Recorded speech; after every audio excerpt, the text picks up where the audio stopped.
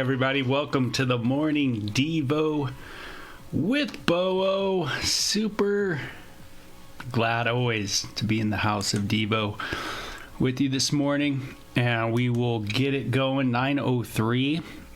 I'm just a titch late. Pretty much, though, on the ball, right?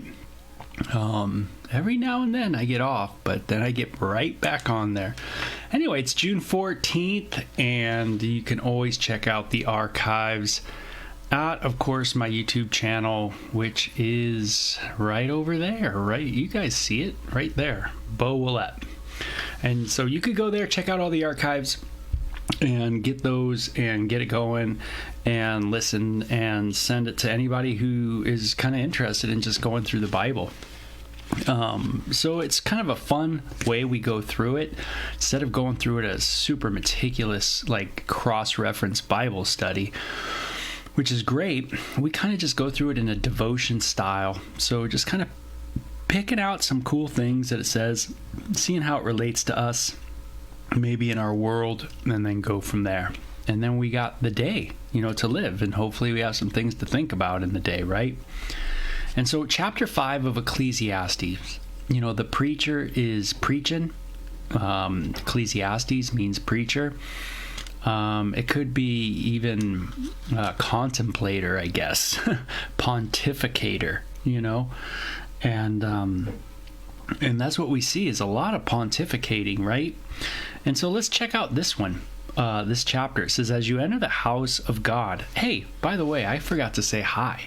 And Casey's in the house, so I got to say hi to Casey. I mean, that's awesome. Paul is in the house. So, man, this is some really foundational people here in the comment corner. Super stoked you are with me today. So as you enter the house of God, it says, keep your ears open and your mouth shut. Interesting. It is evil to make mindless offerings to God.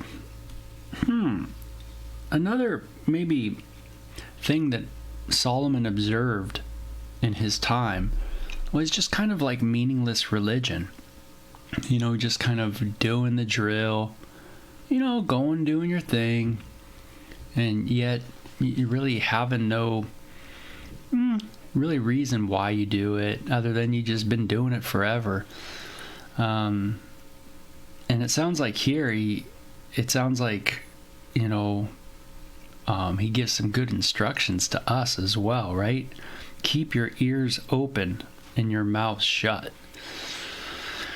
In the New Testament, it says to be quick to listen and slow to speak. And then it says, for the wrath of, humans does not produce the righteousness of God, meaning our wrath doesn't produce righteousness, right? That's demanded by a holy God. Our culture today banks on wrath. Wrath is, in a sense, part of the ideology of this world, that if you don't get something, kind of like when you're in junior high, you just kind of yell and scream and get mad. And, that's how it works today, you don't like what's going on. What do? You get mad. You don't just get mad, you get full of hate. And it's not about debating or talking or, making logical, discussion. It's not about that. It's just about, just throwing a fit. And, Solomon observed that it's best to go into the house of worship in a place where your ears are open to hear, attentive, and, man, your mouth is just shut, meaning you're walking humbly. You're ready to listen.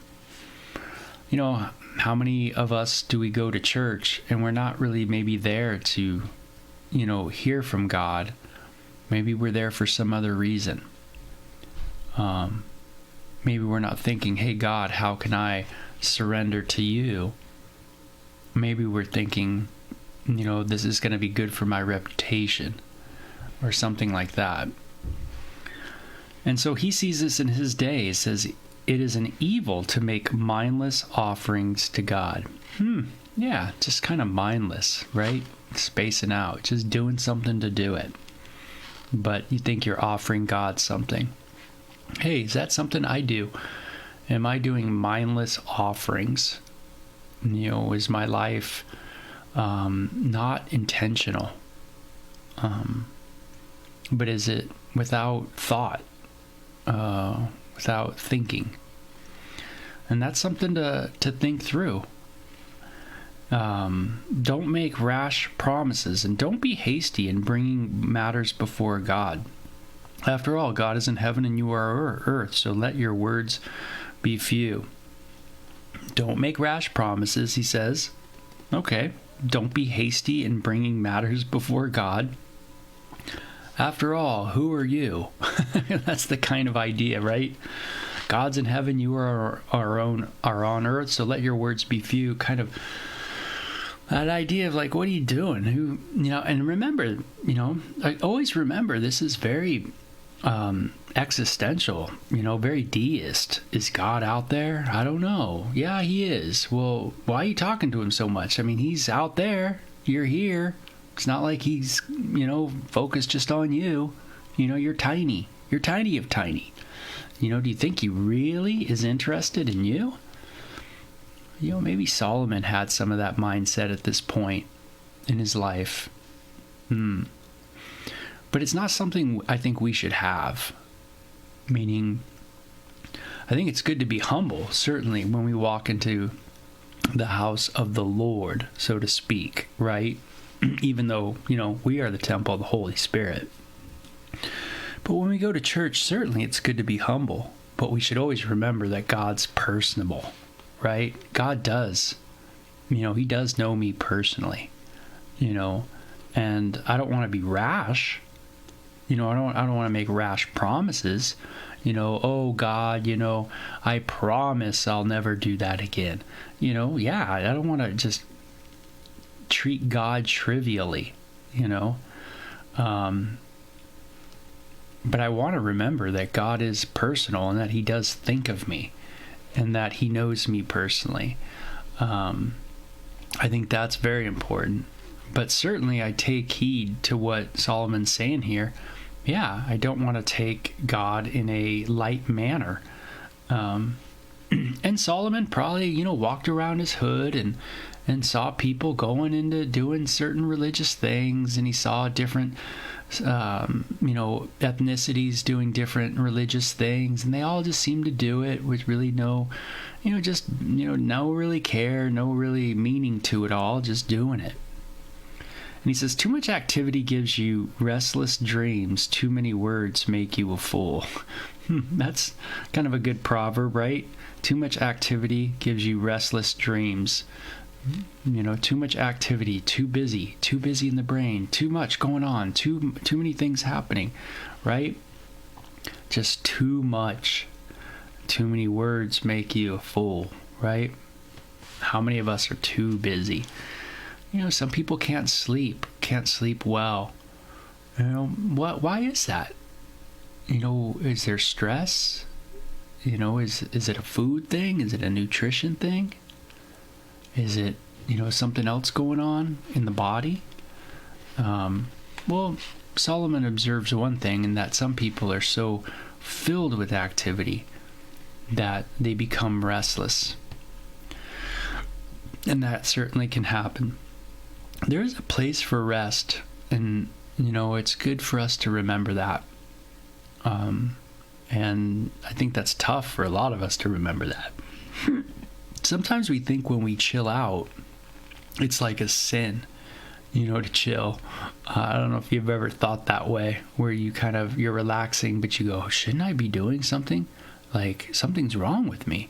I should be doing the laundry, or I should be vacuuming, or I should be and sometimes we think if we're not producing, then something's wrong with us. And boy, isn't that ingrained in us a little bit in our economic culture, right? Of production and producing, that kind of idea. And that kind of gets lodged in the brain. We got to have a balance. Sometimes, we see someone who's talking just way too much, right? Not a good thing. So these are good instructions for us. It says, when you make a promise to God, don't delay in following through, for God takes no pleasure in fools. Keep all the promises you make to him. It is better to say nothing than to make a promise and not keep it. Don't let your mouth make you sin. And don't defend yourself by telling the temple messenger that the promise you made was a mistake. That would make God angry, and he might wipe out everything you have achieved. Have you ever lived in that kind of fear? Oh my gosh, I didn't do the right thing. Maybe now God's going to wipe me out.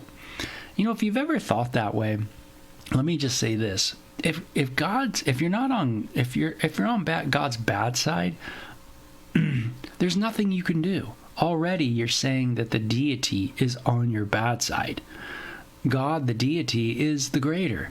So if you think you're on God's bad side, there's nothing you can do. You're on God's bad side. That's it. There's nothing. You are powerless. That's right. You need grace.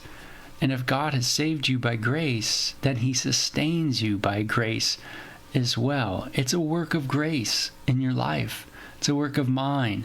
I'm no longer of enemy. I'm no longer in enmity with God, right? Jesus is our peace, the Bible says. He's the one who's bridged the gap between a holy God and unrighteous people, And so I don't have to live in that fear anymore of, oh my God, I sinned. God's against me. No, Jesus is the atonement for my sin. And what's the use of saying God's against you? If he's against you, like I say, he's against you. There's nothing you can do, right? You might as well move on in your day because nothing you can do anyway. I mean, gosh, it's just a logical. God is powerful. And so, Solomon says, talk is cheap, like daydreams and other useless activities. Fear God instead. So he sees obviously a lot of kind of meandering in his day. People doing things, not really with good reason, just doing them. People making offerings to God and not really meaning them. People really being kind of arrogant and boastful when they worship God, not really giving it the reverence that's due. Not thinking about God in personal ways, but just thinking about, God who's out there somewhere, the man upstairs over there. And Solomon gives us some good instruction in this little section. Talk is cheap. And he says, like daydreams, other useless activities. Things just don't really matter much, you can talk. But, it's like the person who's daydreaming all the time, but never really putting the step, forward. It's like that person who says, man, I just can't wait to get in shape. I can't wait to get in shape. I can't wait to get in shape. Well, you got to take a step into the gym, or do something, or go on a run or something. You got to take that step. Well, he ends the section by saying, hey, fear God instead, meaning when you do go into worship, instead of getting, caught daydreaming on, in the pew, where you're thinking about lunch or something like that. He says, man, the best thing to do is fear the Lord, right? Is to have a reverence for God. Like we talked about with electricity. It's comforting, but yet we fear it. Yet we have a reverence for it. So it says, don't be surprised if you see the poor person being oppressed by the powerful and if justice is being miscarried throughout the land. Hey, don't be surprised, right? If there is a power structure that goes against the little people. It says, for every official is under orders from higher up, and matters of justice get lost in red tape and bureaucracy. Even the king milks the land for his own profit. Boy. Yes, college students, please read this section, right? That's right, power structures. Ooh, they're not for your benefit, right? No. Especially, a lot of the power structures that we have now, certainly we're seeing today, a lot of unregulation, a lot of unappointed groups of people that run things. They run health stuff, they run food things. Who are these people? Who elected them? Who put them in office, right? But no, they're put in office by powerful people, and because they're powerful people and wealthy people, they really know what's going on in the world, and they know a little more than you, that's for sure. And even if they don't have a lot of money, we just put them in power because we think they're going to do the right thing. But it never seems to work right. Instead, people die. And I really think that in our day and age, we're probably seeing, killings on massive levels that we're just not seeing in the right light. It's sometimes we talk about like guys like Hitler and Stalin and Lenin and Mao, and we go, wow, they killed millions of people, how bad are they? It might be something where Solomon says, hey, you know what, this has been going on for a long time, and it just continues to go on. The poor people are oppressed by powerful people, and that kind of idea. Now, it's interesting. Some people get the idea that, hey, if we just put all the poor people in power and let them oppress the rich people, then it's going to work out good. And that ain't going to work either. Sorry, Karl Marx, but it doesn't work, right? No, there's a problem. And the problem is with the human heart. That's the problem. So you might think, oh, you know what? We're the oppressors. What we need to do is make sure those that are being oppressed, now they become those that are in power. So we take what's marginal and now we make it, that's the deal, that's the norm, and put that in power. And then it's going to work out great. We're all going to live free, happy, and everything like that. That doesn't work, right? Yeah, it's because people's hearts, right? It's people's hearts that are the problem. The best kind of system we could have on this planet government-wise is something that has a lot of checks and balances, that's for sure. A lot of accountability, that kind of idea. But we're in a bind as human beings because we have this incredible issue in our heart to oppress people. All kinds of people. So those who love money will never have enough. How meaningless to think that wealth brings true happiness. These are all things that are going on in our day, right? Things get lost in red tape, bureaucracy, government buyouts, right? Justice gets totally put on the back burner. People buy up the land for their own profits, for their own agendas, for their own things. The king, those that are already in power, right? Those who love money just continue to love money. And how meaningless to think that wealth brings true happiness, Solomon says. All the way back then, he knew that.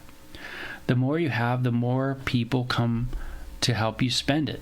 So what good is wealth except perhaps to watch it slip through your fingers? People who work hard sleep well, whether they eat little or much, but the rich seldom get a good night's sleep. Wow, constantly thinking about their wealth. There is another serious problem I have seen under the sun. Hoarding riches harms the saver. Money is put into risky investments that turn sour, and everything is lost. In the end, there is nothing left to pass on to one's children. We all come to the end of our lives as naked and empty-handed as on the day we were born. We can't take our riches with us. So what, how am I doing in my wealth?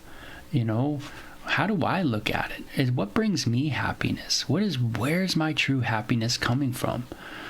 Today, is it wrapped up in the things that I have? Is it wrapped up in everything like that? Am I observant? Do I know today, how our world works, how things are happening, how there is so much injustice? How does it make me feel? Do I take those things to the Lord? Am I able to take those to God, knowing that God is the ultimate judge and that He one day will judge all things? And also, does it get me to kind of do some things maybe here and now, to try to rectify situations? Maybe I can write letters. Maybe I can email. Maybe I can make calls. Maybe I can do things to try to correct some of the injustice that's done in our day and age, and think through that. Maybe there's some books I can read on that subject. So maybe there's some things I can do in my world. And so it says, we all come to the end of our lives, and it says we can't take our riches with us. And that's true. And this, too, is a very serious problem. People leave this world no better off than when they came. All their hard work is for nothing, like working for the wind. Throughout their lives, they live under a cloud, frustrated, discouraged, and angry. God, am I living in a way, am I frustrated, discouraged, and angry? Boy, I don't want to live that way. That's not the way I want to go. That's for sure. Do you have that in your life today? Are you frustrated, discouraged, angry? Maybe you need to do some inventory and write out why. Why are you frustrated? Why are you discouraged? Why are you angry? What is it? What's going on? Is there something, something going on with you? Is there a selfishness that's going on with you and and do I have to look at that selfish and go, oh man, it's about me. That's the problem, is I'm angry because I'm not getting what I want. Why am I discouraged? Because, I'm not getting what I want. I want to get this. I want to get that. I'm, striving after this. I'm striving for that goal, this goal. It's not happening. So I'm getting frustrated, discouraged, angry, starting to hate people, that kind of thing. Not good, right? So even so, I have noticed one thing, at least that is good. It is good for people to eat and drink and enjoy their work under the sun during the short life God has given them. Hey, Solomon saw that, man, we got a short life, and it's nice that when you can just have a meal and enjoy it, enjoy friends, hanging out with people. And boy, isn't that true? Most of us find probably the greatest enjoyment in our life. I would say this is probably most people on the planet, is just in the idea of enjoying people, enjoying being around people, enjoying having a meal with people. That kind of idea. Why do people go to, maybe a nightclub, like a bar and grill or something? Why do we go out to dinner? Do you ever wonder that? Why do you get out of your house and go to a restaurant? To enjoy food, to enjoy company, to be around humans. There's something just in being around human beings that affects us, that makes us happy in a way. Man, I'm kind of bored. What should we do? Let's go to the mall where there's 1 billion people. Right? A lot of people do that. And why do they do that? I'll go to a concert. There's, thousands of people there. Why go and fight all those people just to be with all these people in a room listening to music? And when you can stay home, put on a CD of the band and just be by yourself. Because most of us really find a lot of happiness just in being around people and enjoy looking at people. We find it amazing to hear people, see them, experience them. They're the most interesting piece of art on the planet. And we find a lot of enjoyment with God's creation and God's ultimate creation, and that is human beings. So, and it is a good thing to receive wealth from God and the good health to enjoy it, to enjoy your work and accept your lot in life. This is indeed a gift from God. God keeps such people so busy enjoying life that they take no time to brood over the past.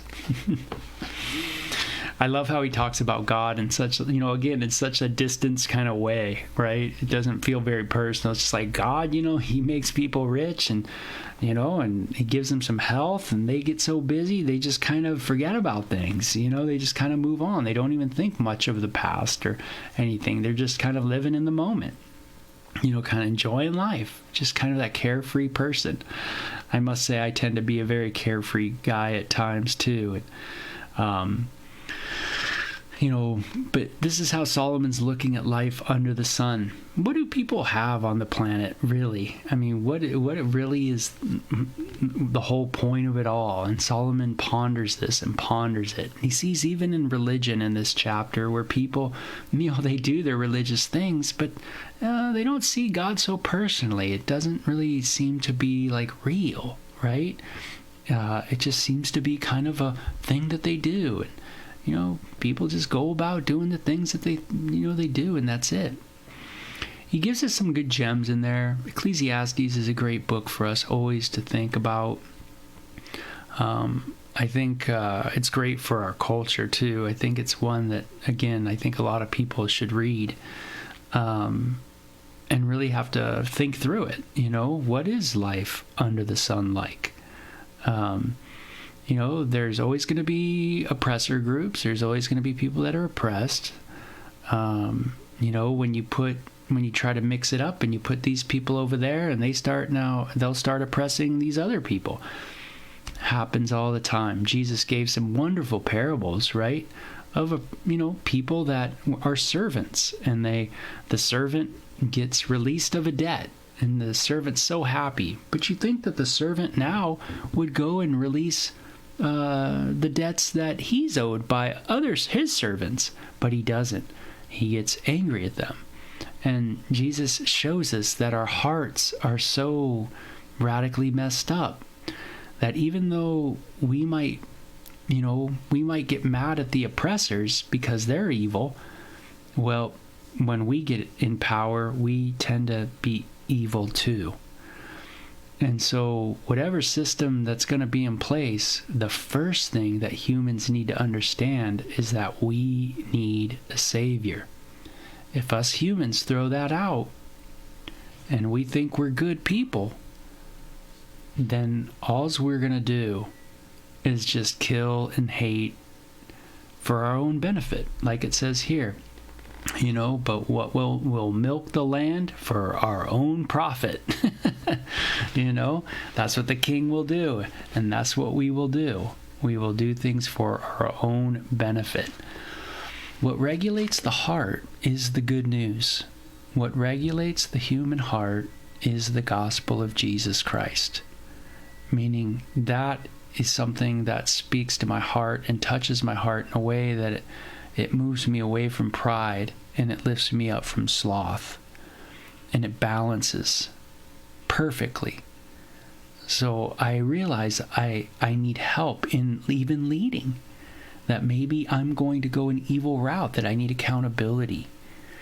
So you can see how the gospel, when it's even involved in government, can be very beneficial. Yeah, definitely. So there's a lot to think about, a lot to ponder, but that's the point of the preacher. So anyway, you guys have a great one, okay? Enjoy the day. Enjoy thinking about Mr. Solomon's words, okay? Bye-bye.